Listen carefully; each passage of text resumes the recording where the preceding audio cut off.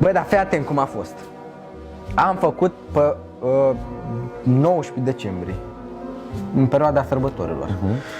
Bă, și venea Crăciunul. Trebuie să ai și tu pe masă, o bucată de carne, o cutare, lemne, cutare, 2 sobe, la camere, la cutare, înțelegi? N-aveam lemne, n-aveam problemă să te încălzești, să asta. Mama la fel, ce să faci cu 15 milioane? Că lemne trebuie să dai 30 milioane pe 20 de milioane. Știu că și eu am avut la mama. Nu știu ce-mi face el acolo cu Google AdSense, eu nu știam, eram paralel, nu știam nimic, nici descriere n-aveam la vlog, n-aveam, Da, mă, am tu pus poți să mai pus site-uri, un am clip. pus la plezne de ale.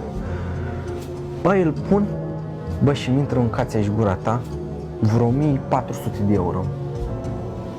Deci fii atent, mi intră vreo 1400 de euro. Pe un clip? Da, mă, atenți că toată lumea care se uită acum o să ia, o să ducă vizualizări din afară, Remember. doar din afară, doar din America făcute. Fără România n-are nicio legătură, gen vizualizări din afară cu ce e titlul, aici. cum l-ai pus în engleză. Ai înțeles? Da.